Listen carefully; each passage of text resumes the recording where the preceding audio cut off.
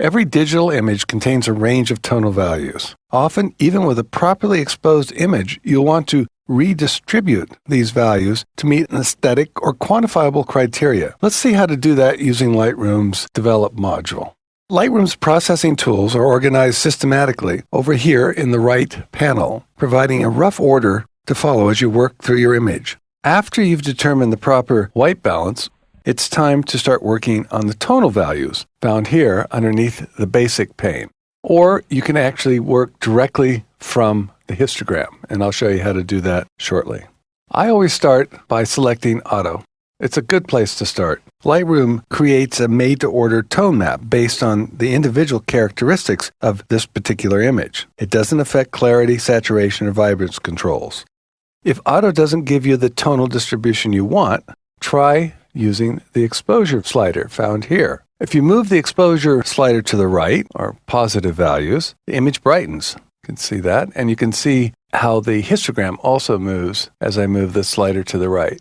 If I move the slider to the left into the negative values, it darkens, and there's detail revealed in the highlights. So I'm going to use this slider to get the image to look the way I want it to. And I'm also checking the histogram as I do this, watching how those tonal values are distributed.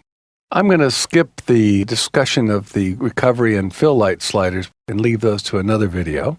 But here's a slider that I almost always use on my images, and that's the black slider. I'm going to move that slightly to the right, as you see here. It's just darkening the shadow areas and leaving most of the rest of the image alone. Just moving the slider a little bit gives an image an appearance of more depth. The brightness slider is similar to the exposure slider, but it redistributes the tonal values in an adjustment weighted toward the midtone values. Let me show you what happens here when I move that slider. As I go farther to the right, you'll see it's compressing the highlights, opens up the midtones and shadow areas. But even if I go all the way over to the far right, I'm not losing detail in the highlights. In other words, there's no clipping going on, and that I can determine by just holding my cursor over this triangle here. Actually, there's a very little amount of clipping going on. In general, moving the brightness slider avoids the clipping problem, but we've gone too far, so I'm going to go back. Double-click on this triangle, and that resets the brightness slider. The contrast slider here will either increase the contrast by moving the slider to the right or decrease the contrast when I move the slider to the left. Reset that by double-clicking there. Frankly, I use Auto, I use the exposure slider, I use the black slider, and occasionally for a final tweaking, I'll move the brightness slider over slightly. I rarely go in and use the contrast slider. I prefer using clarity, which we'll get into in another video.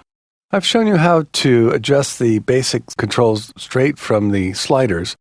Up here in the histogram, you can also control all these sliders straight from the histogram. So you see here I have my cursor on the left side of the histogram, and blacks appears below, the word blacks. If I click and drag to the left, I'm now moving the black slider. You can see it's moving down below. If I move my cursor to the right, I can affect the fill light slider, and I move farther to the right, and now I have control over the exposure slider. I just click and drag, and you can see how exposure changes below, and also the histogram is affected. And then if I come all the way to the right, I have control over the recovery slider. What are the advantages of working straight from the histogram? Well, let me show you. Let me give you an example. I could be down here working on one of the other panes. Let's just say I'm going to put a vignette here.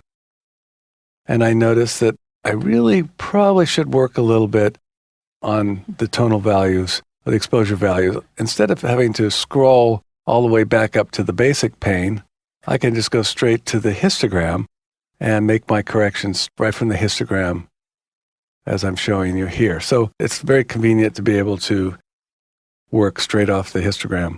I've shown you some basic techniques using Lightroom's basic tonal controls, and we'll get into using the tone curves and other methods in other videos.